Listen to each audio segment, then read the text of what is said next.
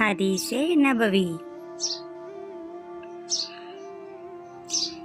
احب الاعمال الی اللہ ادومها وان قل، بخاری اور مسلم۔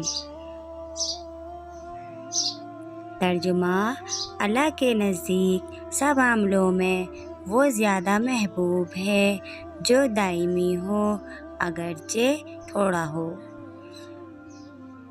حدیث نبوی۔ لا تدخل الملائکۃ بیتا فیہ قلب او تصاویر، بخاری اور مسلم۔ ترجمہ: اس گھر میں رحمت کے فرشتے نہیں آتے جس میں کتا یا تصویریں ہوں۔ حدیث نبوی۔ ان من احبکم الی احسنکم اخلاقا۔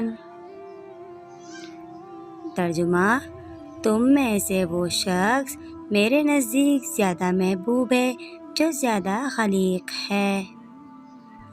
اللہ تعالی ہم سب کو ان حدیثوں پر عمل کرنے کی توفیق عطا فرمائے۔ آمین ثم آمین۔